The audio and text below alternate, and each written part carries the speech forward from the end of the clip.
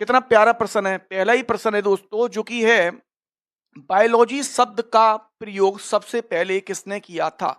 यानी कि बायोलॉजी शब्द का यानी जीव विज्ञान शब्द का प्रयोग निम्नलिखित में से किसने किया था? मैं उम्मीद करता हूं ये क्वेश्चन जो है आप देख रहे हैं आरआरबी ग्रुप डी 1 नवंबर 2018 का ये प्रश्न है। बहुत ही इंपोर्टेंट और महत्वपूर्ण प्रश्न है दोस्तों। तो ऑप्शन नंबर ए हमारा राइट होगा, जो कि लेमार्क एक साइंटिस्ट हुआ करते थे। उन्होंने जीव विज्ञान अर्थात बायोलॉजी का शब्द का प्रयोग सबसे पहले किया। सेकंड क्वेश्चन पे हम चलते हैं, जो है आपका कितना प्यारा प्रश्न है। क्या है? एंटोमोलॉजी में किसका अध्ययन किया जाता है? कि एंटोमोलॉजी में किसका अध्ययन किया जाता है? मत्स्यों का अध्ययन किया जाता है, सरीसृपों का अध्ययन किया जाता है, स्तनधारियों का अध्ययन किया जाता है, या फिर कीटों का अध्ययन किया जाता है? तो हम उम्मीद करते हैं बच्चों आपको अच्छे प्रश्न लग रहे होंगे। एक एक प्रश्न यहाँ पर आपको बहुत अच्छे से बताया जाता है। जो है आप एसीए प्लेटफॉर्म पे ऑप्शन नंबर डी राइट होगा, यानी कीटों के अंदर इसका अध्ययन हम दोस्तों करते हैं। चलते हैं अपने नेक्स्ट प्रश्न पे, जो है कि क्वेश्चन नंबर 3 है, परिस्थिति विज्ञान यानी इकोलॉजी का किससे संबंध है? यानी इकोलॉजी इकोसिस्टम उसका किससे संबंध है दोस्तों, ये हम बताना चाह रहे हैं आपसे। चिड़ियाओं से है, कोशिका संरचना से है, शरीर संरचना का वातावरण है, या तंतु से है? तो यहाँ पर ऑप्शन नंबर सी राइट होगा हमारा, क्योंकि इकोलॉजी जो बताता है मैं शरीर संरचना का वातावरण यानी कि जो एनवायरमेंट का जो वातावरण है उसके बारे में बताता है। उम्मीद करता हूँ तीसरा प्रश्न भी आपका बहुत अच्छे से क्लियर हो गया होगा दोस्तों। यदि वीडियो पर नए हैं तो वीडियो को लाइक करना ना भूलें, और चैनल को इसी प्रकार की सीरीज पाने के लिए चैनल को सब्सक्राइब कर लें। इसका लिंक आपको टेलीग्राम चैनल पर मिल जाएगा, व्हाट्सएप चैनल पर मिल जाएगा, और आप हमसे जुड़े रहें, उम्मीद ऐसी करते हैं।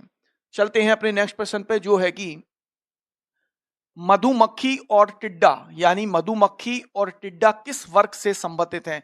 यहां पर आपसे पूछा है ये किस वर्ग से संबंधित है दोस्तों। तो मैं यहां उम्मीद करता हूं जैसे कीट है, कीटाणु है आपका, और टिड्डा है, इनमें से कोई नहीं है। तो जितने भी ये हैं आपके मधुमक्खी और टिड्डा जितने भी हैं, ये सारे के सारे आपके कीट से संबंधित होते हैं बेटा। किससे होते हैं? कीट से संबंधित होते हैं। उम्मीद मैं ऐसी करता हूं आपको ये क्लियरली विजुअल क्वेश्चन हो रहा होगा। क्वेश्चन नंबर 4 पे चल रहे हैं हम, और बहुत ही अच्छा ये प्रश्न है, जो कि पॉइंट ऑफ व्यू आपका रेलवे आरआरबी ग्रुप में एग्जाम में ये पूछा गया है, जो कि ग्रुप डी का एग्जाम रहा है।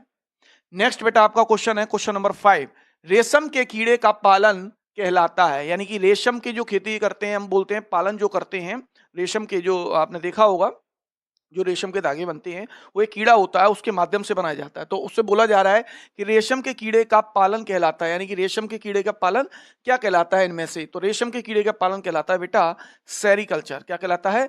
सेरिकल्चर। उम्मीद करता हूं, और मैं आपको एक बात कहना चाहता हूं दोस्तों, कि सपने खुली आंखों से देखे जाते हैं, बंद आंखों के सपने साकार नहीं होते हैं। कि सपने खुली आंखों से देखे जाते हैं, बंद आंखों के सपने साकार नहीं होते हैं, क्योंकि बंद आंखें जब खुलती हैं तो सपने टूट जाते हैं, और खुली आंखों से सपने हमेशा बने रहते हैं और साकार भी होते हैं।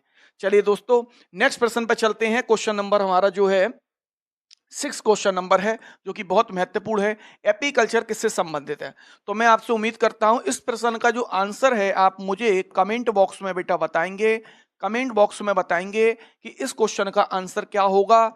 ये कमेंट बॉक्स में आप मुझे बताएंगे कि इस वाले प्रश्न का आंसर क्या होगा। सिमिलर सा क्वेश्चन है, पीछे भी एक क्वेश्चन था। एपीकल्चर का किससे संबंधित है? 4 ऑप्शन से आपके पास, मधुमक्खी, मछली, लाख का कीड़ा, या फिर रेशम का कीड़ा। तो इसका आंसर आप मुझे कमेंट बॉक्स में जरूर देंगे बेटा। नेक्स्ट प्रश्न पे चलते हैं, जो कि है आपका क्वेश्चन नंबर 7, कीट निम्नलिखित में से किससे संबंधित है? यानी जो कीट है वो किससे संबंधित होता है बेटा? तो आपका पोरिफेरा, और आपका सिलेंट्रेटा, और आपका एनेलिडा, और ऑर्थोपोडा। तो जितने भी ये कीट वगैरह बेटा आते हैं, ये सारे के सारे आपके ऑप्शन नंबर डी राइट हो जाएगा। ऑर्थोपोडा संघ में आते हैं। किसमें आते हैं बेटा? ऑर्थोपोडा संघ में आते हैं। वीडियो को दबा करके लाइक कर दीजिएगा बेटा वीडियो को, और चैनल को शेयर कर दीजिएगा दोस्तों के पास, जिससे कि उनको आरआरबी के महत्वपूर्ण ये प्रश्न साइंस के मिल जाए, जो कि आपको डी के सर पढ़ा रहे हैं बेटा। उम्मीद करता हूं ये क्लियर बात हो रही होगी। नेक्स्ट क्वेश्चन नंबर 8 है, चींटी के कितने पैर होते हैं? यानी कि चींटी होती है बेटा, उसके कितने पैर होते हैं, ये आपसे प्रश्न पूछा जा रहा है कि चींटी के कितने पैर होते हैं। तो उम्मीद करता हूं ऑप्शन ए 6 हैं, 4 हैं, 8 हैं, या 2 हैं। तो ऑप्शन नंबर राइट होगा आपका ए, जो कि बहुत ही महत्वपूर्ण ये प्रश्न है। आरआरबी ग्रुप डी के 2022 में ये प्रश्न पूछा गया है कि चींटी के कितने पैर होते हैं। तो चींटी के बेटा 6 पैर होते हैं। उम्मीद करता हूं आपको ये बात क्लियर हो गई होगी, और आप हमारे वीडियो देख रहे हैं तो चैनल को शेयर जरूर करें दोस्तों, और लोगों के पास इसको शेयर करें। 25 क्वेश्चन की इसी प्रकार से मैं सीरीज रेलवे के लिए लाता रहता हूं बेटा। जो कि आपके लिए आपके एग्जाम के पॉइंट ऑफ व्यू से बहुत ही ज्यादा महत्वपूर्ण होगा बेटा। नेक्स्ट प्रश्न चलते हैं और जो कि है आपका क्वेश्चन नंबर 9 है। 9 क्वेश्चन क्या कह रहा है, निम्नलिखित में से किसे कीट कहते हैं, यानी कि निम्नलिखित में से किसे कीट कहते हैं। तो बेसिक सी बात है, ये क्वेश्चन बहुत ही इजी है और बहुत ही, मैं बता रहा हूं आपको, बहुत इजी क्वेश्चन है। चींटी है, तिलचिट्टा है, खटमल है, ये सारे के सारे जितने भी हैं, ये सारे के सारे क्या कहलाते हैं आपके बेटा, ये कीट के अंदर आते हैं। तो option number D will be right होगा, यानी कि ये सारे के सारे किसके अंदर आते हैं, कीट के अंदर आते हैं। नेक्स्ट प्रश्न है जो कि आज का क्या है कि खाद्य ऊर्जा को हम किस इकाई में माप सकते हैं, यानी कि जो खाद्य ऊर्जा होती है उसको हम किस इकाई में माप सकते हैं। यानी कि हर चीज को एक मापने के लिए कोई ना कोई हमें इकाई यानी यूनिट की आवश्यकता पड़ती है। तो यहाँ पर 4 ऑप्शंस हैं, कैलोरी, केल्विन, जूल या अग्र। तो यहाँ पर हम खाद्य ऊर्जा को किस में मापते हैं बेटा, तो खाद्य ऊर्जा को हम ऑप्शन नंबर ए यानी कैलोरी के अंदर नापते हैं। किसके अंदर, कैलोरी के अंदर नापते हैं। तो वीडियो को लाइक जरूर कर दीजिएगा दोस्तों, चैनल को सब्सक्राइब कर लीजिएगा। नेक्स्ट प्रश्न पे बात करते हैं जो कि ये फिजिक्स का बहुत ही महत्वपूर्ण है। जब किसी पिंड की गति 2 गुना हो जाती है तब क्या होता है, जब किसी पिंड की गति 2 गुना हो जाती है तब क्या होता है, इस प्रश्न से पूछा जा रहा है। तो बेसिक सी बात है, उसका त्वरण 2 गुना हो जाता है, उसका संवेग 2 गुना हो जाता है, उसकी गतिज ऊर्जा 2 गुनी हो जाती है, या फिर उसकी स्थिति ऊर्जा 2 गुनी हो जाती है। तो मैं उम्मीद करता हूं आप इस प्रश्न का आंसर आपको पता होगा। नहीं पता है तो मैं ऑप्शन बता रहा हूं, ऑप्शन नंबर बी इसका राइट होगा कि उसका संवेग 2 गुना हो जाता है, क्योंकि उसकी गति भी 2 गुनी हो गई है बेटा। तो गति 2 गुनी हो गई है तो संवेग भी उसका 2 गुना हो जाएगा। उम्मीद करता हूं ये प्रश्न आपको क्लियरली विजुअल हो गया होगा दोस्तों। नेक्स्ट प्रश्न पर चलते हैं जो कि आज का है हमारा क्वेश्चन नंबर 12। वायु में सबसे अधिक मात्रा में पाई जाने वाली कौन सी गैस है। तो वायु में सबसे अधिक मात्रा में जो पाई जाती है जो गैस है वो कौन सी है, ये पूछा जा रहा है। ऑक्सीजन है, कार्बन डाइऑक्साइड है, नाइट्रोजन है या हाइड्रोजन है। तो ऑप्शन इसका राइट हो जाएगा बेटा, option number C will be right होगा, नाइट्रोजन। कम से कम अगर देखा जाए तो कम से कम 78% ये बेटा पाई जाती है। कितना पाई जाती है, 78% पाई जाती है। उम्मीद करता हूं ये बात आपको क्लियर हो गई होगी बेटा। नेक्स्ट प्रश्न पे हम चलते हैं जो है क्वेश्चन नंबर 13 यानी 13। सौर सेल परिवर्तित करती है, यानी कि जो सौर सेल होती है वो परिवर्तित करती है किसमें, किसको करती है। तो देखते हैं, ऑप्शन नंबर ए है प्रकाश ऊर्जा को ऊर्जा में, सौर ऊर्जा को वैद्युत ऊर्जा में, या सौर ऊर्जा को ध्वनि ऊर्जा में, या सौर ऊर्जा को ऊष्मा में। तो हमारे पास 4 ऑप्शंस हैं, इसमें से एक आपको टिक करना है। रेलवे आरआरबी ग्रुप 2022 में यह प्रश्न पूछा गया है, बहुत ही ज्यादा महत्वपूर्ण ये प्रश्न है बेटा। तो ऑप्शन नंबर इसका बी राइट होगा, सौर ऊर्जा को वैद्युत ऊर्जा में, यानी कि solar energy convert to the वैद्युत यानी इलेक्ट्रिकल एनर्जी में होता है। उम्मीद करते हैं ये बात आपको क्लियर हो गई होगी बेटा। क्वेश्चन नंबर 13 ऑलमोस्ट क्लियर है। नेक्स्ट बात करते हैं 14 क्वेश्चन की, यानी कि 14 नंबर का क्वेश्चन है, सूर्य में कौन सा तत्व सर्वाधिक मात्रा में पाया जाता है। यानी कि जो सूर्य होता है, जो बेटा सन होता है, उसमें जो सन होता है बेटा, जिस तरीके सन होता है उसके अंदर कौन सा तत्व सबसे अधिक मात्रा में पाया जाता है। उम्मीद मैं ऐसी करता हूं आपको इस प्रश्न का आंसर आता होगा। यानी कि सन के अंदर पूछा जा रहा है बेटा, किसके अंदर पूछा जा रहा है, सन के अंदर पूछा जा रहा है, सूर्य के अंदर पूछा जा रहा है कि सबसे अधिक मात्रा में कौन सा तत्व पाया जाता है। तो हम यहाँ ऑप्शन देख सकते हैं, हीलियम है, हाइड्रोजन है, लोहा है और सिलिकॉन है। तो बेसिक सी बात है यहाँ पर कि ऑप्शन नंबर बी राइट होगा, हाइड्रोजन। कम से कम इसकी अगर मात्रा की बात करें बेटा तो 74% पाया जाता है बेटा। कितना पाया जाता है, 74%। कितना बेटा, 74 यानी 74% ये पाया जाता है, जो कि आरआरबी ग्रुप के माध्यम से बहुत ज्यादा इंपोर्टेंट प्रश्न बनता है। क्वेश्चन नंबर 15 है, नाभिकीय विखंडन में ट्रिगर क्या है। यानी कि नाभिकीय विखंडन में ट्रिगर क्या है। जब नाभिकीय विखंडन होता है, किसी चीज का टूटना होता है, कुछ चीज बिखरती है, तो उनमें यह पूछा जा रहा है ट्रिगर क्या है। ट्रिगर क्या है, हम जानते हैं अच्छी तरीके से। एक परमाणु होता है, परमाणु के पास में 3 चीज होती है बेटा, एक इलेक्ट्रॉन होता है, एक प्रोटॉन होता है और एक न्यूट्रॉन होता है। जिसमें एक परमाणु के अंदर जो नाभिक है, जो न्यूक्लियस है, उसके अंदर प्रोटॉन प्लस न्यूट्रॉन होता है, और उसकी जो शेल्स होती हैं बेटा KLMN, उनके अंदर इलेक्ट्रॉन्स क्या होते हैं, घूम रहे होते हैं। यानी कि उसकी कक्षाओं में इलेक्ट्रॉन्स क्या होते हैं, घूम रहे होते हैं। तो ये पूछ रहे हैं कि ट्रिगर क्या होता है जब किसी चीज का विखंडन होता है, अर्थात नाभिकीय विखंडन होता है। तो उम्मीद करता हूं ये बहुत ही इंपॉर्टेंट प्रश्न है, जो कि 2018 का, समझ रहे हो, 2018 में वैकेंसी आई थी और 2019 में वैकेंसी आई थी रेलवे ग्रुप डी की, जो कि बहुत इंपॉर्टेंट प्रश्न है। तो ऑप्शन नंबर बी हमारा राइट होगा, यानी कि न्यूट्रॉन्स क्या होता है बेटा, न्यूट्रॉन्स होता है। नेक्स्ट प्रश्न की अगर हम बात करें तो वह हमारा प्रश्न रहेगा question number 16। Nuclear power station में ऊष्मा उत्पन्न करने साधारणतः किस ईंधन का प्रयोग किया जाता है? यानी कि इसमें पूछा जा रहा है जो न्यूक्लियर पावर होता है, उसके अंदर अगर हम किसी ऊष्मा को उत्पन्न करते हैं, तो उसमें किस प्रकार के ईंधन का प्रयोग किया जाता है? यहाँ पर जैसा दिख रहा है। तो जैसे कि कोयला है बेटा, हीलियम है, भारी पानी है या फिर यूरेनियम 235 है। तो इसका जो ऑप्शन होगा, ऑप्शन नंबर राइट होगा आपका डी ऑप्शन होगा बेटा। यूरेनियम का सिंबल जो होता है ये होता है, इसका परमाणु क्रमांक 92 होता है और 235 इसका मास होता है, यानी कि इसका द्रव्यमान होता है। उम्मीद करता हूँ ये बात आपको क्लियर हो गई होगी बेटा, जो कि आपका रेलवे ग्रुप डी 2022 में ये प्रश्न बना है। और मैं उम्मीद करता हूं इसी टाइप से कहीं ना कहीं घुमा फिरा करके आपको प्रश्न भी दोबारा से मिल सकते हैं। नेक्स्ट प्रश्न की बात करते हैं, जो कि है क्वेश्चन नंबर हमारा 17। सोलर सिस्टम को किसने खोजा? यानी कि सोलर सिस्टम को किसने खोजा था बेटा?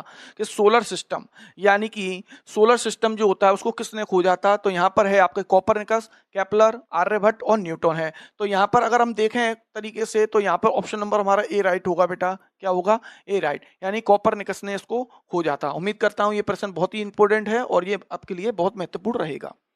नेक्स्ट प्रश्न की बात करते हैं, जो है आपका सभी भारी रेडियो सक्रिय तत्व अंतिम रूप से किसमें परिवर्तित होते हैं? जितने भी रेडियो एक्टिव तत्व हैं बेटा, आपके रेडियम वगैरह, यूरेनियम, ये सारे के सारे अंतिम रूप से यानी कि लास्ट में किसमें परिवर्तित हो जाते हैं? तो बेसिक सी बात है, जैसे कि ऑप्शन देखा है आपको, हाइड्रोजन में, सीसा में, पारा में और क्रिप्टॉन में।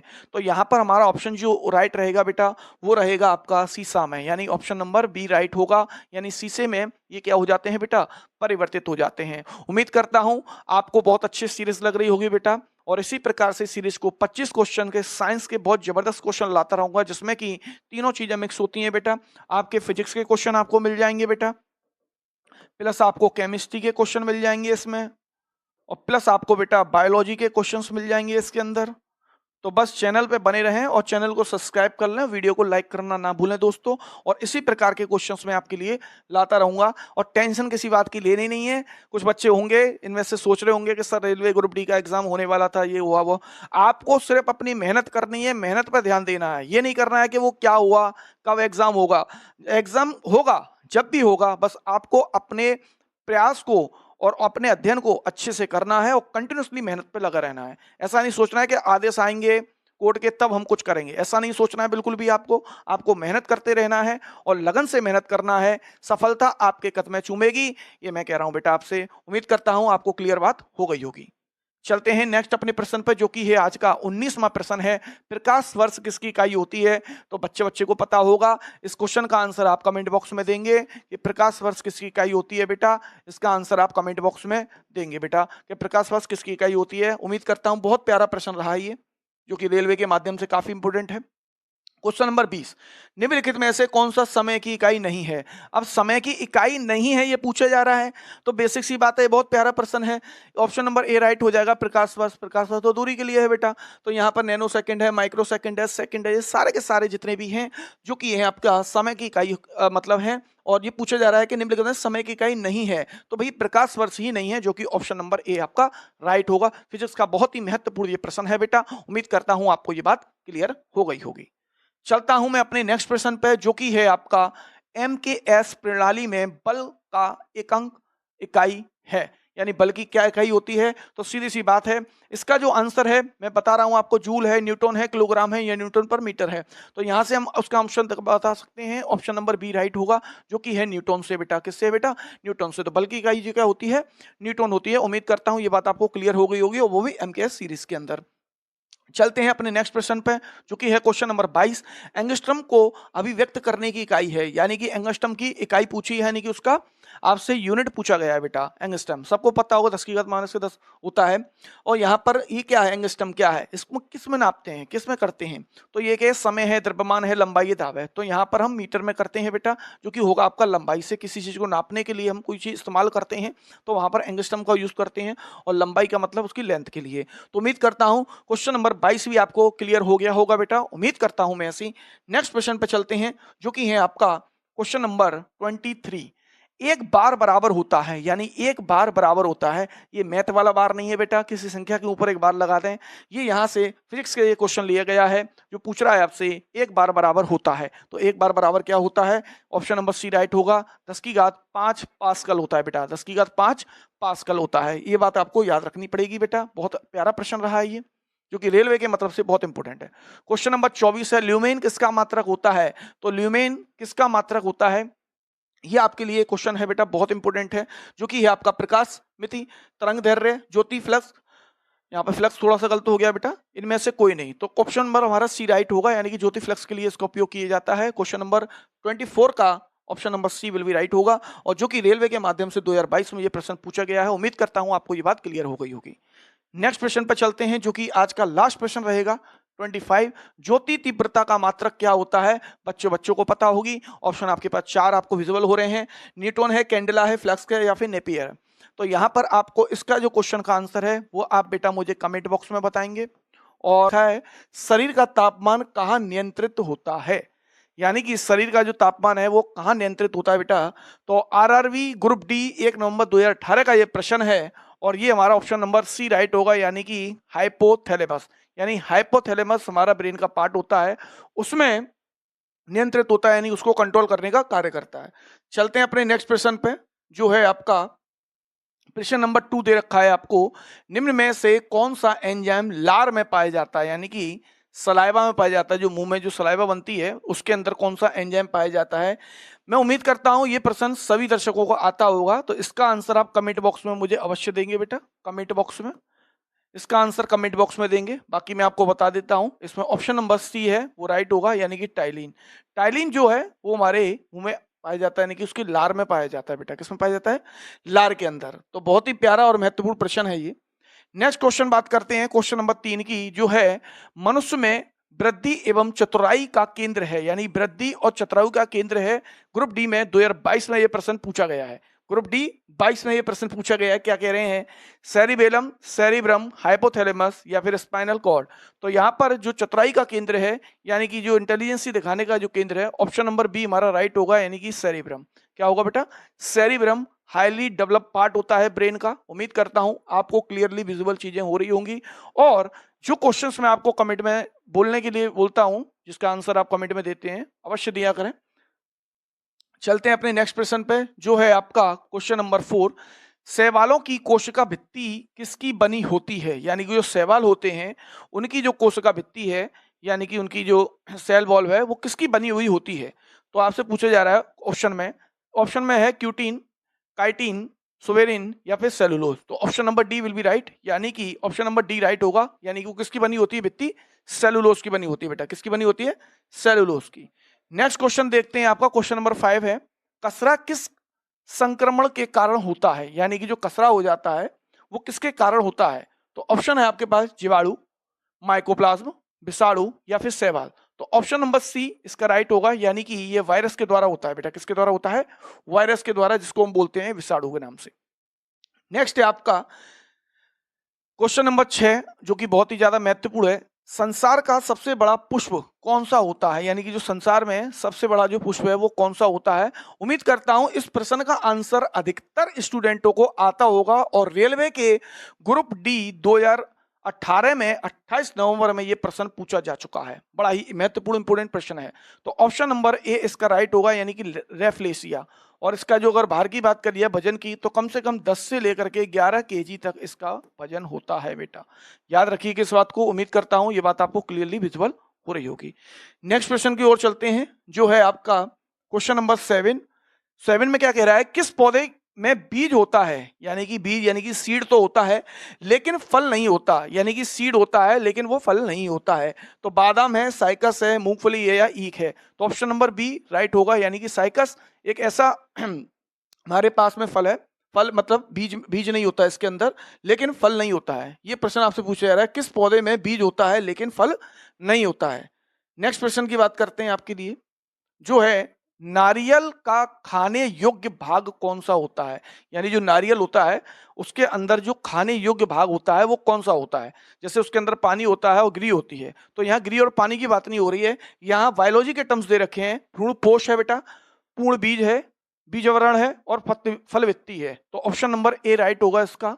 वो क्या है आपका? भ्रूणपोष। क्या है बेटा? भ्रूणपोष। जो भ्रूण को पोषण प्रदान करने का कार्य करता है उसको भ्रूणपोष के नाम से जाना जाता है। नेक्स्ट प्रश्न जो है आपका आज का क्वेश्चन नंबर 9 है, जो कि है डायनामो में किस प्रकार की धारा प्राप्त होती है? यानी कि डायनेमो में किस प्रकार की धारा प्राप्त होती है? डिस्ट धारा, प्रतिवर्ती धारा, दोनों धारा या इनमें से कोई नहीं? तो इसका आंसर आप मुझे कमेंट बॉक्स में अवश्य देंगे बेटा। इसका जो आंसर है आप कमेंट बॉक्स में दीजिएगा। उम्मीद करता हूं इस क्वेश्चन का आंसर देंगे। बाकी इसका जो आंसर है ऑप्शन नंबर ए राइट होगा, डिस्ट धारा। बाकी जितने भी दर्शक इस वीडियो को देखेंगे उसका क्वेश्चन का आंसर कमेंट बॉक्स में अवश्य दें। नेक्स्ट क्वेश्चन पे चलते हैं जो कि है आपका क्वेश्चन नंबर 10। विद्युत चुम्बकीय प्रेरण की खोज किसने करी थी? यानी कि विद्युत चुम्बकीय प्रेरण की खोज किसने करी थी? तो ऑप्शन है आपके पास में, मैक्सवेल ने करी थी, फ्लेमिंग ने करी थी, फेराडे ने करी थी या फिर एम्पियर ने करी थी। तो ऑप्शन नंबर सी राइट होगा बेटा। फेराडे एक साइंटिस्ट हुआ करते थे, उन्होंने विद्युत चुम्बकीय प्रेरण की खोज करी थी। वीडियो को लाइक कर दें, चैनल को सब्सक्राइब करना ना भूलें दोस्तों। आपको सारा पीडीएफ व्हाट्सएप लिंक पे, टेलीग्राम लिंक पे पेस्ट हो जाएगा, वहां से आप इसको कॉपी करके आराम से अपने नोट्स भी बना सकते हैं। और आपको फेसबुक चैनल के माध्यम से और यूट्यूब चैनल के माध्यम से वीडियो लेक्चर प्रोवाइड होते रहेंगे। साइंस के 25 क्वेश्चन मैं हर बार लेके आता हूं जो कि रेलवे के ग्रुप डी एग्जाम से बहुत ही ज्यादा महत्वपूर्ण प्रश्न बनते हैं। चलते हैं, नेक्स्ट प्रश्न है, पारसेक किसकी इकाई होती है? यानी कि पारसेक है, पूछा जा रहा है किसकी यूनिट होती है? आरआरबी ग्रुप डी 2022 का ये महत्वपूर्ण प्रश्न है बेटा। द्रव्यमान की, चुंबकीय बल की, समय की या फिर दूरी की?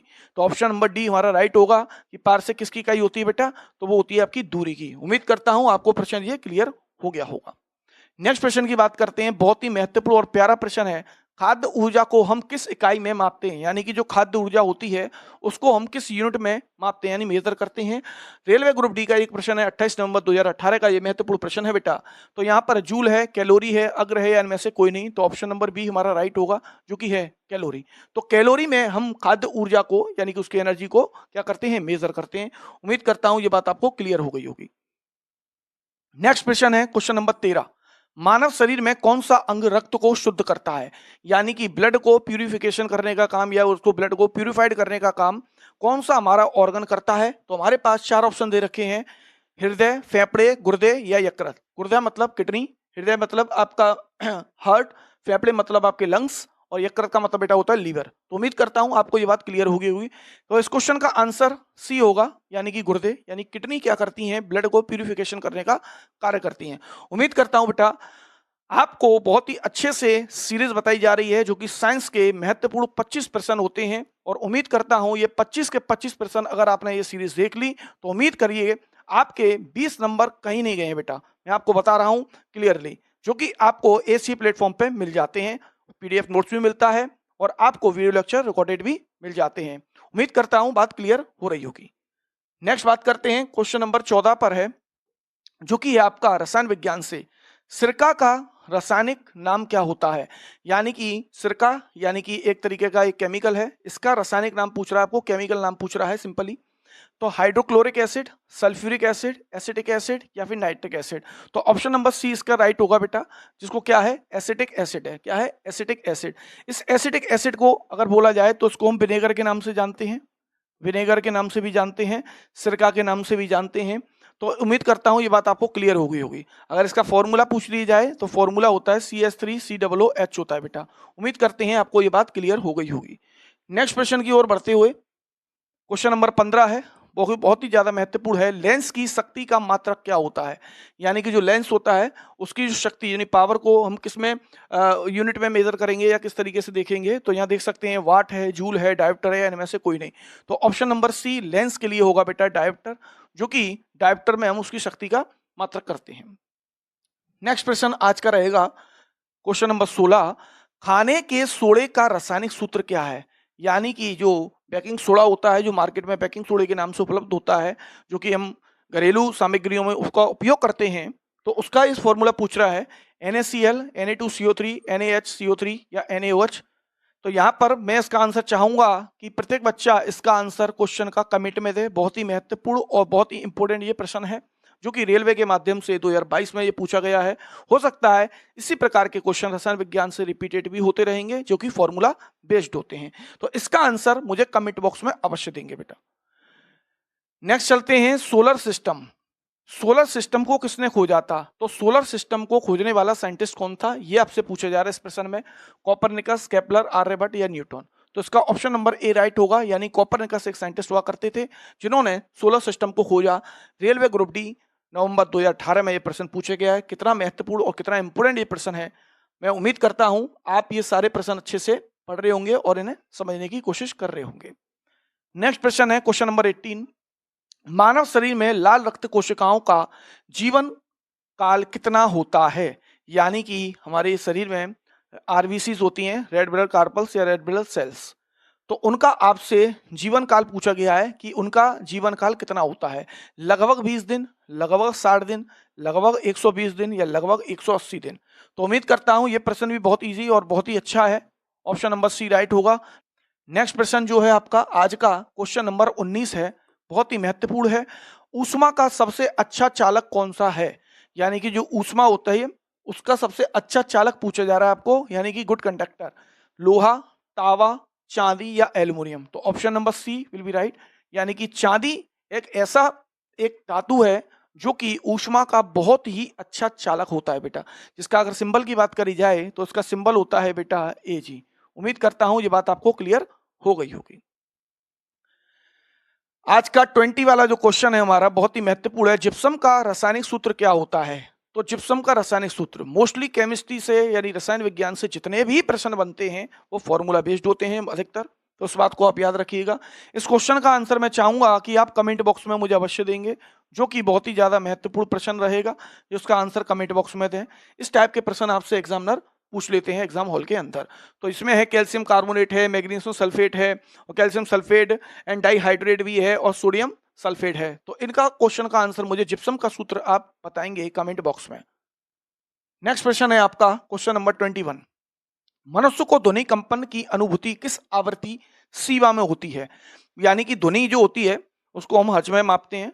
अगर देखा जाए तो मनुष्य को कंपन होता है, उसका जो वाइब्रेशन होता है उसको किस आवृत्ति में मापते हैं? जैसे कि 0 से 5 हर्ट्ज तक, 6 से 10 हर्ट्ज तक, 11 से 15 हर्ट्ज तक और 20 से 20,000 हर्ट्ज तक।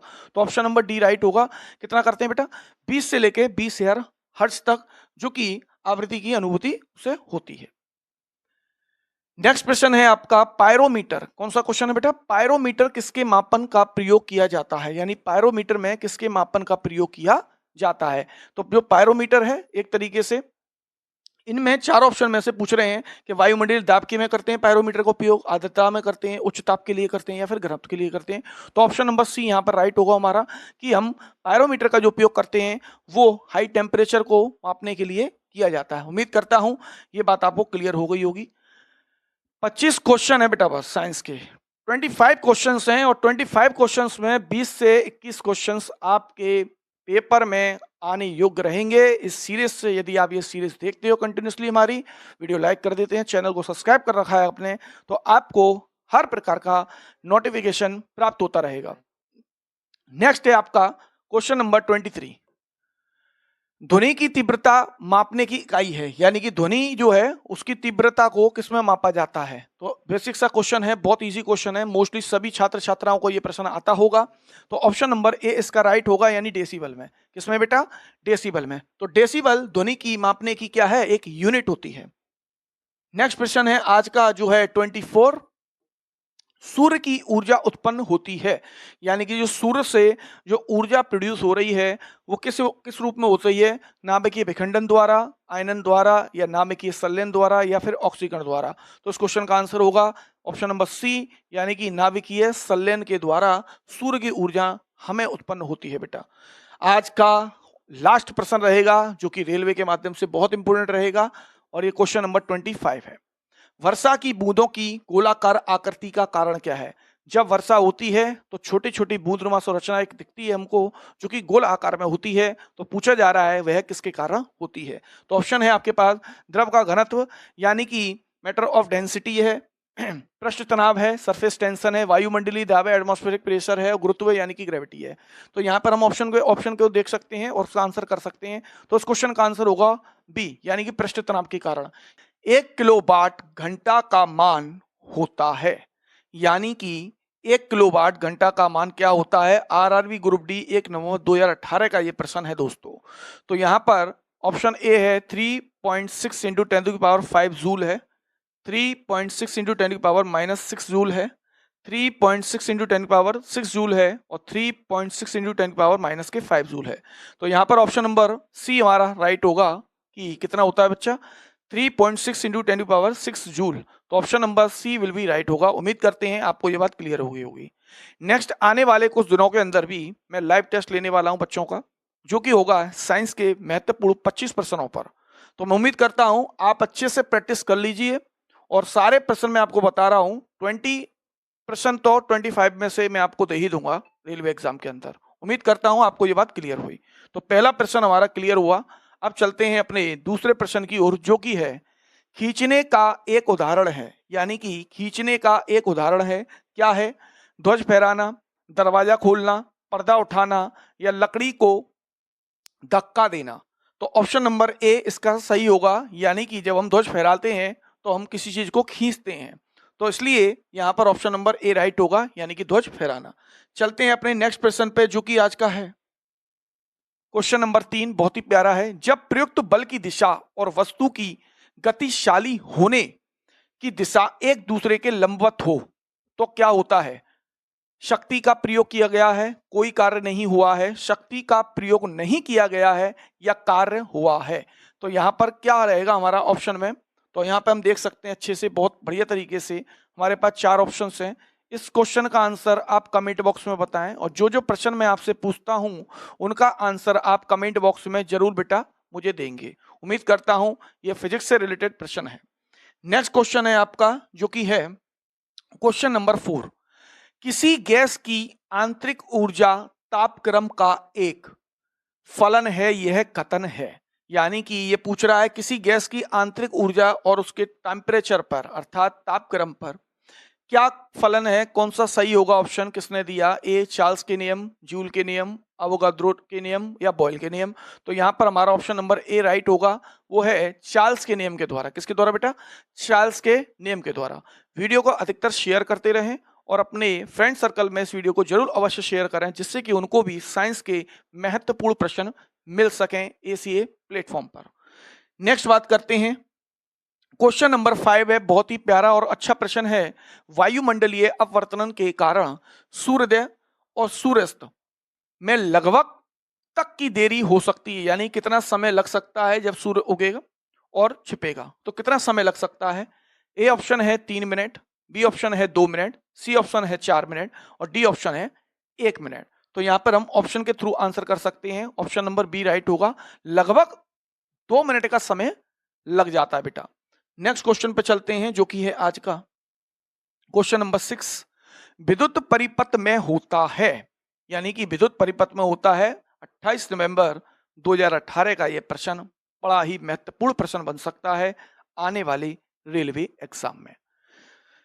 विद्युतीय घटक, संयोजी तार और प्लग कुंजी। बी ऑप्शन है विद्युतीय घटक, संयोजी तार और सेल यानी बैटरी। सी ऑप्शन है विद्युतीय घटक और संयोजी तार और डी ऑप्शन है विद्युतीय घटक, संयोजी तार, सेल यानी कि बैटरी और प्लग कुंजी। तो मैं उम्मीद करता हूं ऐसे फिजिक्स के क्वेश्चन बहुत ही ज्यादा महत्वपूर्ण बन जाते हैं एग्जाम के अंदर। तो यहां पर ऑप्शन नंबर डी हमारा राइट होगा, यानी उसके पास में विद्युतीय घटक होना चाहिए, संयोजी तार होने चाहिए, एक सेल यानी बैटरी होनी चाहिए और एक प्लग या कुंजी होना अनिवार्य है। नेक्स्ट प्रश्न की ओर चलते हैं। क्वेश्चन नंबर 7 है आज का। अपश्रव्य तरंगों की आवृत्ति कितनी होती है? यानी अपश्रव्य तरंगों की जो आवृत्ति होती है वो कितनी होती है, ये प्रश्न आपसे पूछा गया है। 20 हर्ट्ज से कम, 20 हर्ट्ज से अधिक, 20,000 हर्ट्ज से अधिक या 20 हर्ट्ज से लेकर के 20,000 हर्ट्ज। तो उम्मीद करता हूं ये प्रश्न आपको क्लियर हो गया होगा, यानी ऑप्शन नंबर ए राइट होगा। 20 हर्ट्ज से कम होती है किनकी आवृत्ति बेटा? तो ये अपश्रव्य तरंगों की आवृत्ति जो है वो 20 हर्ट्ज से कम होती है। नेक्स्ट क्वेश्चन पे चलते हैं। आज का जो रहेगा वो है आपका केमिस्ट्री का बड़ा ही प्यारा प्रश्न है। बाह्यतम कोश में उपस्थित इलेक्ट्रॉन की संख्या को कहा जाता है। यानी कि बाह्यतम कोश में उपस्थित जो इलेक्ट्रॉन्स होते हैं उनकी संख्या को क्या कहा जाता है, इस प्रश्न में ये पूछा गया है। संयोजक परमाणु, संयोजक इलेक्ट्रॉन, संयोजक प्रोटॉन और संयोजक क्रमांक। तो यहां पर ऑप्शन नंबर बी राइट होगा, यानी कि संयोजक इलेक्ट्रॉन, यानी इनको हम संयोजी इलेक्ट्रॉन के नाम से भी जान सकते हैं। जैसा अगर मैं फॉर एग्जांपल अगर आपको दे दूं एक, तो इस तरीके से एक एग्जांपल दूं। मान लीजिए सोडियम का एटॉमिक नंबर आपका 11 है, तो इसके फर्स्ट में 2 और 8 और 1, यहां पर ये नंबर ऑफ इलेक्ट्रॉन्स हैं जो कि शेल है आपकी KLMN है। तो उम्मीद करता हूं ये पूछ रहा है कि बाह्यतम कोश इसका होगा बेटा ये तो इन इलेक्ट्रॉनों को बोलते हैं हम संयोजी इलेक्ट्रॉन्स, या इन्हीं को हम संयोजक इलेक्ट्रॉन के नाम से भी जानते हैं। चलते हैं अपने नेक्स्ट प्रश्न पे, जो कि है आज का बहुत ही प्यारा प्रश्न है। ब्लीचिंग पाउडर का रासायनिक नाम क्या होता है? 28 नवंबर 2018 का ये प्रश्न है। बहुत ही अच्छी सीरीज चल रही है। आपको टेलीग्राम पर, व्हाट्सएप पर, यूट्यूब पर इन सारे पीडीएफ के नोट्स मिल जाएंगे अच्छे से। वहां से आप इनको अच्छे से प्रिपेयर करके अपने आने वाले समय में टेस्ट सीरीज का भी लाभ ले सकते हैं। नेक्स्ट बात करते हैं, जैसा मैंने बताया है कि केमिस्ट्री से फॉर्मूला बेस्ड आपके क्वेश्चन बनते ही बनते हैं, रेलवे एग्जाम हो चाहे कोई सा भी। Calcium chlorate, calcium hypochloride, option C calcium bichloride, इनमें से कोई नहीं। तो यहाँ पर ऑप्शन नंबर बी हमारा राइट होगा, जो कि है कैल्शियम हाइपोक्लोराइड, जो कि एक ब्लीचिंग पाउडर का फॉर्मूला है। फॉर्मूला यदि आपको देखना है तो यहाँ से भी हम इसको देख सकते हैं, CaOCl2। ये जो फॉर्मूला है वो आपका वो है कैल्शियम हाइपोक्लोराइड। चलते हैं अपने नेक्स्ट प्रश्न पे, जो कि रहेगा आज का बहुत ही प्यारा प्रश्न। परमाणु संख्या 57, परमाणु संख्या 57 वाला तत्व संबंधित होता है। मैंने आपको एक थ्योरी लेक्चर दिया था जिसमें कि मैंने एसपीडीएफ ब्लॉक को समझाया था वहां पर, और कई सारे पी ब्लॉक के बारे में बात करी थी। पूरा पी ब्लॉक का एक है, आप चाहें तो लिंक आपको मिल जाएगा, इसमें देख लीजिएगा। तो यहाँ पर पूछा जा रहा है ये 57 जो एटॉमिक नंबर है ये किससे संबंधित है, यानी कौन से ब्लॉक से यह संबंधित है। तो यहाँ देख सकते हैं ऑप्शन ए डी ब्लॉक से, ए ब्लॉक से, पी ब्लॉक से, या फिर एस ब्लॉक से। तो यहाँ पर जो इसका आंसर होगा करेक्ट वो होगा ऑप्शन नंबर ए, यानी कि 57 जो परमाणु क्रमांक है वह डी ब्लॉक से संबंधित है। उम्मीद करता हूं ये बात आपको क्लियर हो गई होगी। चलते हैं आज के 11वें प्रश्न पर। निम्न में से कौन सा रासायनिक परिवर्तन का उदाहरण है, यानी कि केमिकल चेंज किसमें हो रहा है। 4 ऑप्शंस आपके सामने हैं, इसमें आपको बताना है केमिकल चेंज किसमें हो रहा है। जल का बर्फ बनना, बर्फ का पिघलना, लकड़ी का जलना, या चीनी का पानी में घुलना। तो बेसिक सी बात है, यहाँ कई सारे बच्चों को इस प्रश्न का आंसर आता भी होगा, और कई सारे हमारे ऐसे छात्र छात्राएं होंगी जो इस टाइप के प्रश्न में थोड़ा सा गंभीरता से ना लेकर के झट से आंसर कर देते हैं। तो मैं उम्मीद करता हूं इस क्वेश्चन का आंसर आप कमेंट बॉक्स में देंगे मेरे को, जो कि बड़ा ही महत्वपूर्ण ये प्रश्न रहेगा। वैसे इसका ऑप्शन नंबर सी राइट होगा, यानी कि लकड़ी का जलना। बाकी सारे के सारे फिजिकल प्रोसेस हैं, यानी कि उसके भौतिक गुण हैं बेटा। उम्मीद करता हूं ये प्रश्न आपको बहुत अच्छे से क्लियर हो गया होगा, और जितने भी मैं आंसर्स आपको कमेंट बॉक्स में करने के लिए कहता हूं आप करते हैं, बहुत अच्छा लगता है। और करते रहें, अभ्यास करते रहें, प्रयास करते रहें। नेक्स्ट प्रश्न है आज का, बहुत ही प्यारा प्रश्न है कि पीतल एक मिश्र धातु है। भाई पीतल कैसी है, एक मिश्र धातु है, यानी कई सारी धातुओं से मिलकर बनी हुई है। 2 से 3 धातुओं का रहेगा समावेश। जबकि वायु है एक, वायु क्या है, तो गैस है, मिश्रण है, यौगिक है, या फिर विलयन है। तो ऑप्शन नंबर बी इसका राइट होगा, यानी कि गैस क्या है, मिश्रण है। तो हमारे वातावरण में देखा होगा नाइट्रोजन करीबन करीबन 78% है, ऑक्सीजन 21% है। तो इस प्रकार से कई सारी गैसों का मिश्रण होता है, तो उसको हम बोलेंगे mixture, mixture of gases. Next प्रश्न है आज का, क्वेश्चन नंबर 13। असंतृप्त कार्बन यौगिक अत्यधिक काले धुएं के साथ डैश ज्वाला प्रदान करते हुए ऑक्सीजन में जलते हैं। तो यहां पर काले धुएं के साथ में ऐसी कौन सी जो ज्वाला होती है जिसके साथ वह जलते हैं। तो ऑप्शन है आपका पीली, लाल, कत्थई, या नीली। तो ऑप्शन नंबर ए राइट होगा, यानी कि अत्यधिक काले धुएं के साथ पीली ज्वाला को प्रदान करते हुए ऑक्सीजन के साथ जलते हैं। उम्मीद करते हैं आपको यह बात क्लियर हो गई होगी। आपको यहां पर एसीए प्लेटफॉर्म पर मैथमेटिक्स के हमारे मिस्टर अमित सर बहुत अच्छे से आपको ट्रीट कर रहे हैं, बहुत अच्छे से पढ़ा रहे हैं। उम्मीद करते हैं आपका प्यार हमेशा बना रहे, और वीडियो को ज़्यादा से ज़्यादा शेयर करें, जिससे कि उन लोगों के पास भी वीडियो का माध्यम से एक तरीके से उनके पास भी एजुकेशन पहुंच सके जो कि इस चीज़ से वंचित हैं। उम्मीद करते हैं बात क्लियर हो गई। आज का यह है क्वेश्चन 14वां, सीएनजी का है। सीएनजी का क्या है सर, कि सीएनजी का फुल फॉर्म पूछा है आपसे। तो कंप्रेस्ड नेचुरल गैस है, यानी साइनोजन नेचुरल गैस है, कंडेंस्ड नाइट्रोजन गैस है, या फिर कंट्रोल्ड नेचुरल गैस है। तो इस क्वेश्चन का आंसर भी आप कमेंट में बताएंगे। बेसिकली बात है ए ऑप्शन राइट होगा, कंप्रेस्ड नेचुरल गैस, यानी कि सीएनजी का जो फुल फॉर्म होता है बेटा वो होता है आपका कंप्रेस्ड नेचुरल गैस। आज का जो प्रश्न है बड़ा ही प्यारा है, जो कि है 15वां, ओम का नियम केवल सत्य है। यानी कि आपको ओम के नियम के बारे में बताना है। इन चारों ऑप्शनों में से कौन सा ओम का नियम सत्य होगा।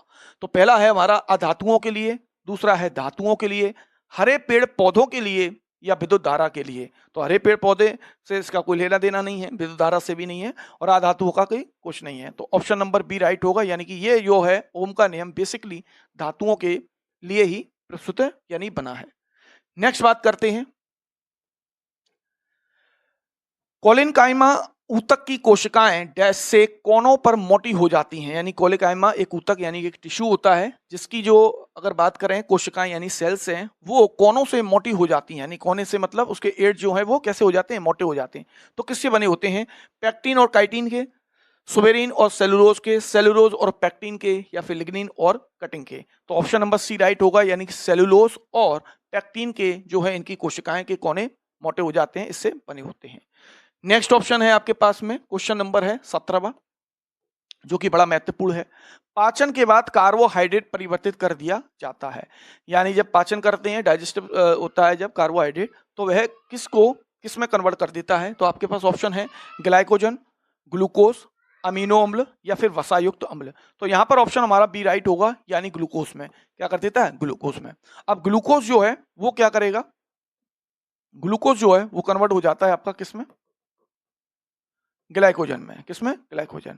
और ग्लाइकोजन जाकर के स्टोर हो जाता है, क्या हो जाता है, स्टोर हो जाता है लीवर के अंदर भी और आपकी जो मांसपेशियां होती हैं उसके अंदर। उम्मीद करता हूं ये प्रश्न आपको क्लियर हो गया होगा। नेक्स्ट बात करते हैं जो कि है आज का प्रश्न, क्वेश्चन नंबर 18 यानी 18।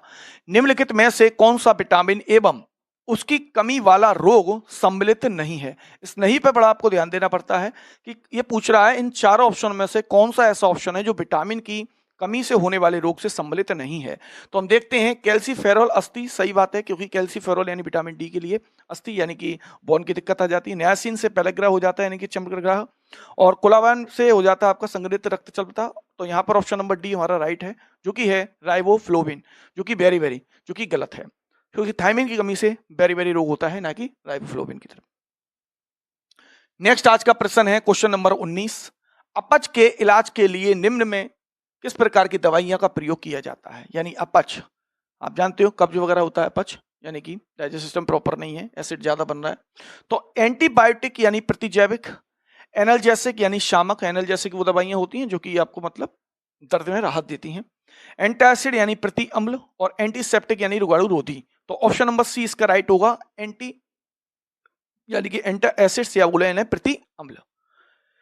तो मैं उम्मीद करता हूं आप बहुत अच्छे से चीजें कर रहे हैं, बहुत बढ़िया तरीके से कर रहे हैं और ये हमेशा आप करते रहें और चैनल के साथ जुड़े रहें। यूट्यूब चैनल का लिंक मैंने जैसा बोला है पीछे दे दिया गया है और आप लिंक डाल दीजिएगा, इनका यूट्यूब चैनल का लिंक डाल देंगे, मैंने बोल दिया है उनसे, और टेलीग्राम चैनल पर आपको सारे नोट्स प्रोवाइड होते रहेंगे। नेक्स्ट प्रश्न है क्वेश्चन नंबर 20 जो कि आज का, प्रकाशानुवर्ती संचलन किसके द्वारा नियंत्रित किया जाता है। यानी कि जो प्रकाशानुवर्ती संचलन है, जो प्रकाश का जो संचलन हो रहा है वो किसके द्वारा कंट्रोल किया जाता है। यानी कि तो यहां देख सकते हैं ऑक्सीन, जिब्बरलिन और साइनोकाइटिन या फिर एथिलीन।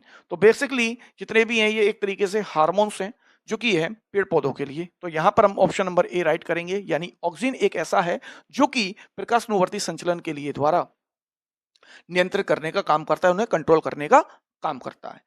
नेक्स्ट प्रश्न है आज का हमारा, बहुत ही प्यारा है जो कि फिजिक्स से रिलेटेड है।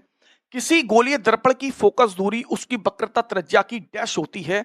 तो मैं चाहूंगा इस क्वेश्चन का आंसर प्रत्येक बच्चा या बच्ची जो भी हमारे चैनल के जुड़े हुए हैं इसका आंसर आप कमेंट बॉक्स में बताइए, और इसी प्रकार से फिजिक्स के, बायोलॉजी के, केमिस्ट्री के पढ़ने के लिए चैनल को सब्सक्राइब करना ना भूलें जो है आप ACA प्लेटफॉर्म पर। नेक्स्ट बात करते हैं आज के प्रश्न का, बहुत ही प्यारा है, क्वेश्चन नंबर 22 है। निम्न में से कौन सा वैश्विक तापमान के लिए जिम्मेदार है। तो मैं जानता हूं इस क्वेश्चन का आंसर सभी मोस्टली लोग जानते होंगे, क्लोरोफ्लोरोकार्बन, मीथेन, कार्बन डाइऑक्साइड और ये सभी। तो ऑप्शन नंबर डी इसका राइट होगा, ये सभी ऑप्शन नंबर डी राइट होगा, यानी कि ये सारे के सारे जिम्मेदार हैं ग्लोबल वार्मिंग के लिए। नेक्स्ट बात करते हैं आज का जो प्रश्न है क्वेश्चन नंबर 23 यानी कि 23। एक ऐसा प्रजनन जिसमें पौधों की एक शाखा अलग से विकसित होने लगे उसे क्या कहा जाता है। यानी कि कोई प्रजनन है, ये रिप्रोडक्शन हो रहा है आपका, पौधों के अंदर रिप्रोडक्शन हो रहा है, और ये RRB का बड़ा ही महत्वपूर्ण प्रश्न है जो कि 2018 में पूछा गया है। तो ऑप्शन नंबर ए राइट होगा, यानी वनस्पति प्रजनन में।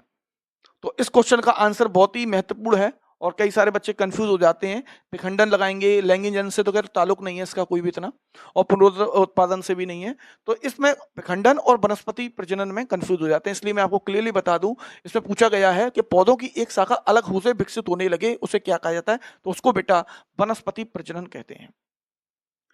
नेक्स्ट प्रश्न है आज का 24वां, 10% का नियम किसने दिया? तो 10% का नियम किसने दिया था, यह बहुत ही महत्वपूर्ण प्रश्न है। ट्रांसले ने दिया था, हैकल ने दिया था, लिंडीमैन ने दिया था या फंक ने दिया था? तो उम्मीद करता हूं आपको बात क्लियर होगी। ऑप्शन नंबर सी इसका राइट होगा। बहुत ही महत्वपूर्ण सीरीज है, बहुत ही महत्वपूर्ण प्रश्न मैं लाता रहता हूं, साइंस के 25 क्वेश्चन लेके आता हूं रेलवे के लिए, और बाकी आप जितने भी एग्जाम हैं साइंस के महत्वपूर्ण प्रश्न बन सकते हैं, मैं उन्हें लाने की कोशिश करता हूं, और आप अच्छे से इन्हें पढ़ें, बढ़िया तरीके से लगन लगा के कार्य करें। तो इस तरीके से हमने 24 क्वेश्चन को यहाँ पे फिनिश कर लिया है। नेक्स्ट प्रश्न और आज का लास्ट प्रश्न जो रहेगा, इस टाइप के प्रश्न एग्जाम में बहुत अधिक मात्रा में पूछे जाते हैं, आपसे पूछ लिए जाएंगे किसी भी एपरेटस के बारे में, किसी भी ऐसे इंस्ट्रूमेंट के बारे में जिससे कि क्या क्या होता है, वायु कैसे करते हैं मेजरमेंट, ये सारे। तो उसमें पूछा है समुद्र की गहराई किस यंत्र में मापी जाती है? तो यहाँ पे स्टेथोस्कोप, बोरोमीटर, फेदोमीटर और लैक्टोमीटर। उम्मीद करता हूं इस टाइप के प्रश्न आप जरूर पढ़ें, और हमारे चैनल पर ही आपको इस टाइप के प्रश्न अधिकतर मिलते हैं, क्योंकि ये 1 नंबर आपको दिला के ही जाएगा, ये फिक्स है। 1 नंबर इस टाइप के प्रश्न से आना अनिवार्य है। तो यहाँ पर ऑप्शन नंबर सी हमारा राइट होगा, फेदोमीटर। वो है त्वरण की एसआई इकाई क्या है, यानी त्वरण की एसआई इकाई क्या होती है? तो मीटर सेकंड है, मीटर सेकंड इनवर्स है, मीटर सेकंड स्क्वायर यानी इनवर्स है, किलोग्राम मीटर सेकंड इनवर्स है। तो यहाँ पर इसका आंसर होगा बेटा मीटर पर सेकंड स्क्वायर, यानी कि option number C will be right, यानी कि सी ऑप्शन हमारा सही होगा। उम्मीद करते हैं ये बात आपको क्लियर होगी हुई। बहुत ही अच्छा और प्यारा प्रश्न था, फिजिक्स से यूनिट से क्वेश्चन बन जाते हैं दोस्तों, तो इस बात का अवश्य ध्यान रखें। नेक्स्ट प्रश्न है आपका जो है गति का दूसरा नियम से संबंधित है, यानी गति का जो दूसरा नियम है, यानी कि सेकंड लॉ ऑफ मोशन। ए दाब है, दूसरा जड़त्व है, तीसरा धक्का है, और चौथा ऑप्शन है संवेग है। तो उम्मीद करता हूं आप हमारे पीछे वीडियो देखते होंगे दोस्तों, तो वहां पर कई सारे प्रकार के यहाँ प्रश्न पूछे जाते हैं, जो कि ऑप्शन नंबर डी यानी कि संवेग। तो उसके 3 नियम है दोस्तों। पहला है आपका जड़त्व का नियम, दूसरा होता है आपका संवेग का नियम, और तीसरा होता है आपका क्रिया प्रतिक्रिया का नियम। तो ये वाले जो हैं 3 नियम हैं जो कि बहुत महत्वपूर्ण है, घुमा के प्रश्न आपसे पूछ लिया जाता है एग्जाम हॉल के अंदर। नेक्स्ट बात करते हैं जो कि आज का हमारा प्रश्न है, क्वेश्चन नंबर 3। 2 असमान द्रव्यमानों की गतिज ऊर्जा समान है तब अधिक द्रव्यमान का आवेग होगा। तो सीधा सा लॉजिक है यहाँ पर कि जब 2 असमान द्रव्यमानों की गतिज ऊर्जा समान होती है तो उनका जो द्रव्यमान होता है, आवेग जो होता है, वो कैसा होगा? ज्यादा होगा। ऑप्शन नंबर बी राइट होगा हमारा, ऑप्शन नंबर बी राइट होगा। नेक्स्ट प्रश्न पर चलते हैं जो कि आज का है क्वेश्चन नंबर 4। ऊष्मागतिकी का प्रथम नियम किस अवधारणा की पुष्टि करता है? तो इस क्वेश्चन के लिए मैं चाहूंगा बच्चे कि इस क्वेश्चन का आंसर सभी जो हैं, जितने भी स्टूडेंट छात्र छात्राएं देख रहे हैं हमारी वीडियो को, अधिक से अधिक शेयर करें, और इसका आंसर आप कमेंट बॉक्स में मुझे अवश्य बताएं बेटा। कमेंट बॉक्स में इस क्वेश्चन का आंसर आप अवश्य देंगे, क्वेश्चन नंबर 4। और आप जब भी कमेंट बॉक्स में आंसर दें तो किस तरीके से आंसर देना है आपको, जिस तरीके से लिखा क्वेश्चन नंबर 4 का ए बी सी और डी की फॉर्म में, इस प्रकार से आप आंसर करेंगे बेटा, उम्मीद करते हैं। नेक्स्ट प्रश्न है आपका क्वेश्चन नंबर 5। प्रकाशिक तंतु किस सिद्धांत पर कार्य करता है, यानी कि जो प्रकाशिक तंतु होता है वह किस सिद्धांत पर कार्य करता है? ऑप्शन ए है विसरण पर, पूर्ण आंतरिक परावर्तन पर, प्रकीर्णन पर, या फिर अपवर्तनांक पर। तो यहाँ पर ऑप्शन नंबर बी राइट होगा, यानी कि पूर्ण आंतरिक परावर्तन पर वह कार्य करता है क्या? प्रकाशिक तंतु। उम्मीद करते हैं आपको प्रश्न जो है बहुत अच्छे अच्छे प्रश्न लेके आता हूं जो कि साइंस के लिए बनते हैं एग्जाम के अंदर, और उम्मीद करता हूं आप वीडियो को अधिक से अधिक शेयर करें। नेक्स्ट क्वेश्चन है क्वेश्चन नंबर 6। चुंबकीय क्षेत्र की तीव्रता की विमा है, यानी कि जो चुंबकीय क्षेत्र है उसकी तीव्रता की विमा क्या होती है? तो यहां पर ऑप्शन नंबर सी हमारा राइट होगा बेटा, IL इनवर्स। इस तरीके से विमा से भी प्रश्न आपके एग्जाम हॉल के अंदर बन जाते हैं, जो कि फिजिक्स में से होते हैं, केमिस्ट्री में से मोस्टली जो क्वेश्चन बनते हैं वो आपके फॉर्मूला बेस्ड होते हैं। नेक्स्ट बात करते हैं क्वेश्चन नंबर 7 है कि द्रव्य यांत्रिकी में मैक संख्या 1 होगी यदि वस्तु की गति डैश के बराबर हो। तो प्रकाश की गति, सूर्य की गति का गुणन, या ध्वनि की गति, या फिर पृथ्वी की सूर्य की परिभ्रमण का गति। तो यहाँ पर ऑप्शन नंबर सी होगा, यानी कि ध्वनि की गति के बराबर होती है बेटा। किसके बराबर होती है? ध्वनि की गति के बराबर होती है, यानी साउंड की गति के बराबर होती है। नेक्स्ट प्रश्न है, जो कि है महत्वपूर्ण प्रश्न है रसायन विज्ञान से, परमाणु क्रमांक को किस अक्षर द्वारा निरूपित किया जाता है? तो मैं उम्मीद करता हूं इस क्वेश्चन का भी आंसर आप कमेंट बॉक्स में अवश्य देंगे कि परमाणु क्रमांक को किससे प्रदर्शित किया जाता है या किससे उसको डिनोट किया जाता है। यह प्रश्न का आंसर आप मुझे कमेंट बॉक्स में अवश्य देंगे। कुछ बच्चे पूछते हैं कि सर यूट्यूब का लिंक बता दीजिए, तो आपको वहीं पर पिन ऊपर मिल जाएगा बेटा, वहां से आप हमारे यूट्यूब चैनल से भी जुड़ सकते हैं, और पीडीएफ लेने के लिए टेलीग्राम चैनल को भी आप ज्वाइन अवश्य कर सकते हैं। क्वेश्चन नंबर 9 है, निम्नलिखित में से कौन सा एक गंधकीय सूचक है, यानी गंधीय सूचक है? तो यहाँ पर गुलाब है, साबुन है, लौंग है और हल्दी है। तो ऑप्शन नंबर सी हमारा जो है वो राइट होगा, यानी कि लौंग एक ऐसा सूचक होता है जो गंधीय सूचक होता है, जो गंध को पहचान सकता है। नेक्स्ट आपका क्वेश्चन नंबर 10 है, एल्युमिनियम ऑक्साइड की प्रकृति में है, एल्युमिनियम ऑक्साइड किस प्रकृति का होता है, या एल्युमिनियम की ऑक्साइड की प्रकृति क्या होती है? तो उदासीन होता है, अम्लीय होता है, उभयधर्मी होता है, या फिर क्षारीय होता है?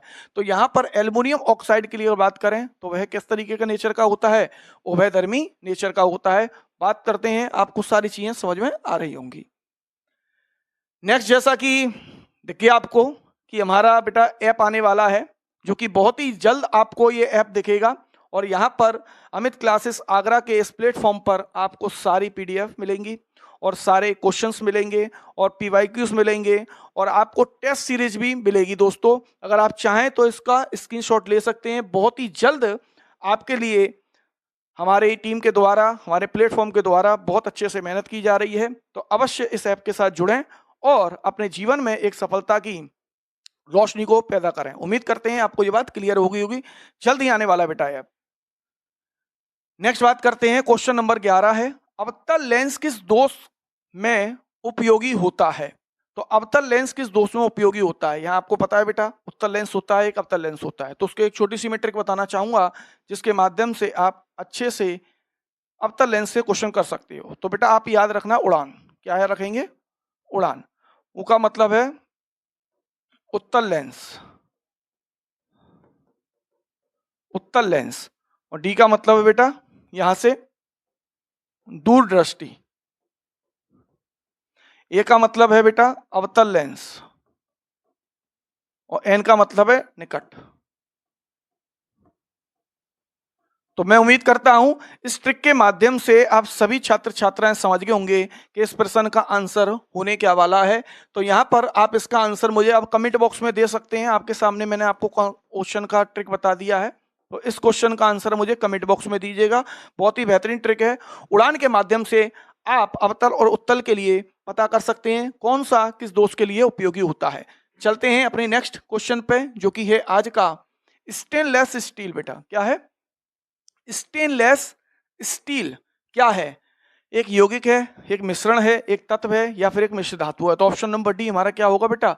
ऑप्शन नंबर डी हमारा राइट होगा। तो स्टेनलेस स्टील के अंदर अगर बात करी जाए तो उसमें आयरन होता है बेटा आपका, क्रोमियम होता है बेटा आपका, और निकेल होता है।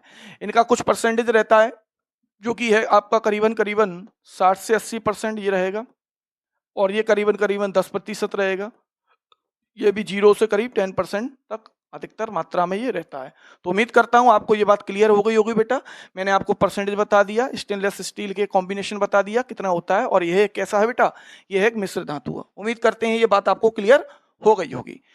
बहुत ही प्यारा एक बार फिर से प्रश्न है, एथेनॉल के एक अणु में कितने हाइड्रोजन परमाणु होते हैं? यानी कि एथेनॉल का फॉर्मूला। अब केमिस्ट्री से मैंने आपको जैसे बताया है, पहले भी बताया, पीछे वीडियो में बताया है कि जितने भी केमिस्ट्री से आपके क्वेश्चंस बनते हैं उनमें फॉर्मूला बेस्ड ही आपसे क्वेश्चन पूछा जाएगा, चाहे एग्जाम कोई भी रहा हो। तो जैसा कि आपको पता है एथेनॉल का फॉर्मूला होता है बेटा C2H5OH। अब आपसे पूछा गया है इसमें नंबर ऑफ हाइड्रोजन परमाणु कितने हैं, तो आप जोड़ लीजिए 6 होते हैं। कितने बेटा? 6 हैं। अब मैं उम्मीद करता हूं इसका आंसर आप कमेंट बॉक्स में मुझे अवश्य दे देंगे, क्योंकि इसका जो आंसर पता लग गया होगा आपको कितने हैं। तो ABC की फॉर्म में आंसर देंगे और क्वेश्चन नंबर डाल दीजिएगा। 13 का जिस तरीके से आप बोल सकते हो, 13 का यहाँ C है, तो इस तरीके से आप मुझे कमेंट बॉक्स में आंसर अवश्य करेंगे। नेक्स्ट क्वेश्चन है जो है बहुत ही प्यारा, क्वेश्चन नंबर 14 है, साबुनीकरण प्रक्रिया में प्राप्त एल्कोहल कौन सा होता है? यानी कि साबुनीकरण यानी कि सफोनिकेशन प्रोसेस में अगर जो एल्कोहल प्राप्त हो रहा है वो कौन सा होता है? तो एथाइल एल्कोहल होता है, मिथाइल एल्कोहल होता है, या कास्ट होता है, या फिर ग्लिसरॉल होता है?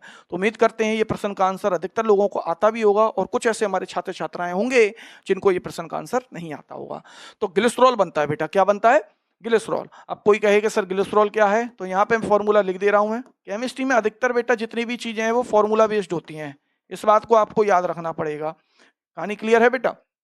और दूसरा, अगर स्ट्रक्चर फॉर्मूला देखें तो देखिए C3 है 1 2 3, और यहाँ पे 2 3 और 5 6 7 8, तो हाइड्रोजन कितने बेटा आपके पास? 8, और ऑक्सीजन कितने बेटा आपके पास? 3।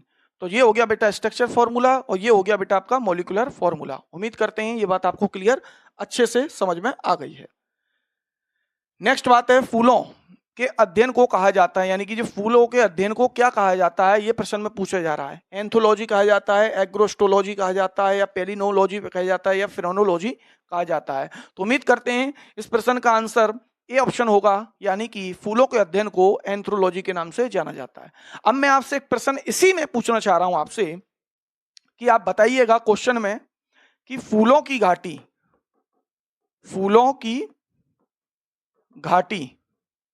किसे कहा जाता है बेटा? किसे कहा जाता है? तो इस प्रश्न का आंसर मुझे क्वेश्चन नंबर 15 से ही बताएंगे, और 15 के ए से बताइएगा बेटा, ठीक है? 15 के ए से बताइएगा। नेक्स्ट प्रश्न है कि कुत्ते के काटने से कौन सा रोग होता है? तो यहां पर ऑप्शन है आपके पास, रेबीज है, प्लग है, वेरी है, और टीबी है। जो कुत्ते काट जाता है उससे कौन सा रोग होता है? जैसे बंदर काट जाए, कुत्ता काट जाए, या फिर बिल्ली काट जाए, तो बेटा उन सब से जो रोग होता है वह रेबीज होता है, जो कि उनकी लार ग्रंथि अर्थात लार में पाया जाता है। तो उम्मीद करते हैं ये प्रश्न आपके लिए क्लियर हो गया होगा। कुछ ऐसे डिसीज से भी क्वेश्चन एग्जाम हॉल के अंदर पूछ लिए जाते हैं। नेक्स्ट क्वेश्चन है क्वेश्चन नंबर 17वां, मनुष्य के शरीर में वर्टिब्रेट निम्न में से किसका भाग होता है? यानी कि कशेरुकाएं किसका भाग होता है? आंत का, यकृत का, रीढ़ की हड्डी का, या फिर मस्तिष्क का? तो उम्मीद करते हैं ये बात आपको क्लियर हो रही होगी। ऑप्शन नंबर सी हमारा राइट होगा, यानी कि रीढ़ की हड्डी का। टोटल अगर संख्या देखी जाए वर्टिब्रेट की तो यहाँ पर बेटा 33 होती है। कितनी होती है? 33 होती है एक वयस्क में। एक वयस्क का मतलब एक अडल्ट में 33 होती है। नेक्स्ट बात करते हैं, आज का जो प्रश्न है 18वां, निम्न में से कौन सा सही सुलमित नहीं है? अब ऐसे प्रश्नों पे नहीं पर आपको अवश्य ध्यान देना पड़ेगा कौन सा सुलमित नहीं है। कभी कभी होता है निम्नलिखित में से कौन सा सुलमित नहीं है, कभी कभी होता है निम्नलिखित में से सुलमित है। तो कहीं कहीं इसमें जो ऑप्शन दिख रहा है, जैसे विटामिन सी है तो एस्कॉर्बिक एसिड है, विटामिन डी थायमीन है, यानी कि यह एक तरफ विटामिन लिखे हुए हैं और एक तरफ उनके केमिकल नाम लिखे हुए हैं। तो आपको यहां बताना है कि कौन सा ऑप्शन इसमें से सुमेलित नहीं है। इस नहीं पे ध्यान देना पड़ेगा। तो विटामिन सी एस्कॉर्बिक एसिड, हाँ सर विटामिन सी का नाम एस्कॉर्बिक एसिड होता है। Vitamin B, yes sir thiamine होता है। Vitamin D retinol. रेटिनॉल तो जो है विटामिन ए का नाम होता है। रेटिनॉल किसका है? विटामिन ए का नाम है। विटामिन के का नाम नेफ्थोफेलिन। तो यहाँ पर ऑप्शन नंबर सी हमारा जो है वो राइट हो जाएगा, यानी विटामिन डी। और पूछा क्या था इसमें कि नहीं है, तो हमें नहीं वाले पे करना है। बाकी तीनों के ए बी डी, ये तीनों के आंसर राइट होंगे, क्योंकि ये इनका जो नाम दे रखा है केमिकली वो सही है। लेकिन सी ऑप्शन में जो नाम दे रखा है रेटिनॉल, और रेटिनॉल होता है विटामिन डी का। और अकॉर्डिंग टू क्वेश्चन नंबर 18 है, उसके हिसाब से सी ऑप्शन क्या होगा? राइट होगा। उम्मीद करते हैं आपको ये बात क्लियर हो गई। वीडियो को अधिक से अधिक शेयर करें अपने दोस्तों के पास, और वीडियो को लाइक करना ना भूलें दोस्तों। देख सकते हैं यहाँ पर कि मिनी माता रोग का कारण है, यानी कि मिनी माता रोग का कारण क्या होता है? ए ऑप्शन बोरोन है, दूसरा है निकिल, तीसरा है आर्सेनिक, और डी ऑप्शन है पारा। तो इसका आंसर जो होगा बेटा मिनी माता का वो होगा पारा। और सिंबल क्या होता है बेटा इसका? तो सिंबल होता है इसका Hg। तो कहीं ना कहीं सिंबल से भी क्वेश्चन आपसे पूछ लिया जाएगा। नेक्स्ट क्वेश्चन पर और चलते हैं, जो कि है आपका क्वेश्चन नंबर 20। प्याज में खाद्य भाग होता है, यानी कि प्याज में जो खाने योग्य भाग होता है वह कौन सा होता है? तो है पत्ता, जड़ यानी कि मूल, तना यानी कि स्टेम, और पुष्प यानी कि फ्लावर। तो ऑप्शन नंबर सी राइट होगा। तो हम तने को खाते हैं बेटा। किसको खाते हैं? तने को। ऐसे ही आपसे पूछ लेते हैं इस क्वेश्चन में। मैं पूछना चाह रहा हूं आलू क्या है? इस क्वेश्चन का आंसर मुझे सही बच्चे कमेंट बॉक्स में देंगे। आलू क्या है? तो यहां ऑप्शन में बना दे रहा हूं आपके लिए। आलू क्या है? एक फल है, एक पत्ता है, एक तना है, या फिर ये बोल सकता हूं मैं एक फल है, पना है, या फिर एक पुष्प है। तो इसका क्वेश्चन का आंसर है 20 का ए के हिसाब से आप क्वेश्चन में मुझे देंगे कमेंट बॉक्स में। नेक्स्ट बात करते हैं, पृथ्वी शिखर सम्मेलन का आयोजन किया गया था, यानी कि पृथ्वी शिखर सम्मेलन का आयोजन किया गया था काहिरा में, रियो में, डरबन में, या फिर क्योटो में। तो इसका ऑप्शन होगा बी राइट, यानी कि रियो में करा गया था पृथ्वी शिखर सम्मेलन का रियो। नेक्स्ट प्रश्न पे चलते हैं, आज का जो रहेगा क्वेश्चन नंबर 22। घेंघा रोग किसकी कमी के कारण होता है, यानी कि घेमा क्वार्टर किसकी कमी के कारण होता है? बसा, विटामिन, आयोडीन, या फिर प्रोटीन की। तो यहाँ पर ऑप्शन नंबर हमारा सी राइट होगा, यानी कि आयोडीन की कमी के कारण व्यक्ति को घेंघा रोग हो जाता है, जिसको हम ग्वेटर के नाम से भी जानते हैं। नेक्स्ट देखते हैं, कितना प्यारा प्रश्न है, चीनी का रासायनिक फॉर्मूला क्या होता है, यानी कि चीनी का रासायनिक फॉर्मूला अर्थात सूत्र क्या होता है। तो यहाँ देख सकते हैं, ए ऑप्शन में लिखा है C6H6O6, बी ऑप्शन है C12H22O11, सी ऑप्शन है CH3COOH, और डी ऑप्शन है C6H6। तो ऑप्शन नंबर बी राइट होगा बेटा इसका। चीनी का सूत्र जो होता है वो होता है आपको C12H22O11। मैं यहाँ पर 3 प्रकार के और चीजें बता देता हूं, जिसमें कि होगा माल्टोस, सुक्रोज और लैक्टोस। इन तीनों का जो फॉर्मूला होता है बेटा वो यही होता है C12H22O11। उम्मीद करते हैं ये बात आपको क्लियर हो गई होगी। नेक्स्ट बात करते हैं, क्वेश्चन नंबर 24 पे चलते हैं, जो कि आज का हमारा सेकंड लास्ट क्वेश्चन बचा है। भारी जल का आणविक सूत्र क्या होता है, यानी भारी जल का फॉर्मूला आपसे पूछा जा रहा है। उम्मीद करता हूं ये प्रश्न बहुत बच्चों को अधिकतर आता होगा, और कुछ ऐसे बच्चे होंगे हमारे जिनको नहीं आता होगा। तो मैं इस क्वेश्चन का आंसर कमेंट बॉक्स में आपसे चाहूंगा कि इस क्वेश्चन का जो आंसर है आप कमेंट बॉक्स में करेंगे बेटा। उम्मीद करते हैं ये बात आपको क्लियर हो गई होगी। और आज का लास्ट एंड फाइनल प्रश्न जो है हमारे पास में वो है क्वेश्चन नंबर 25। माचिस उद्योग में प्रयोग किया जाने वाला रसायन है, यानी कि जो माचिस बनता है उसमें कौन सा ऐसा हम केमिकल यूज करते हैं। जैसे आपने देखा होगा माचिस मैच बॉक्स, उसके साइड से जो उसे आप चलाते हो माचिस को, वो किसे क्या होता है? पोटेशियम क्लोरेट होता है, पोटेशियम हाइपोक्लोरेट होता है, पोटेशियम सल्फाइड होता है, या फिर पोटेशियम फॉस्फेट। तो ऑप्शन नंबर ए राइट होगा बेटा कि ये क्या होते हैं, जिसमें लाल फॉस्फोरस होता है। ठीक है नहीं, ठीक है, तो फॉस्फोरस होता है और क्लोरेट का इसके साथ में मिक्सचर होता है। तो इस तरीके से इसमें काम करता है माचिस के उद्योगों में, और ऑप्शन नंबर हमारा ए राइट होगा। जैसा कि आपको सब्सक्राइब करना है चैनल, पीडीएफ लेने के लिए टेलीग्राम लिंक पर क्लिक कर दीजिएगा बेटा, और यहाँ से आप प्रत्येक क्वेश्चंस को अच्छे से बढ़िया तरीके से पढ़ सकते हैं और अपने सपनों को साकार कर सकते हैं। और बहुत ही जल्द हमारे साथ में एक टीचर जुड़ने वाले हैं, जिनके लिए मैं आपको नेक्स्ट वीडियो में बताऊंगा। चलते हैं, बाकी अब आपसे विदा लेते हैं। जय हिंद दोस्तों।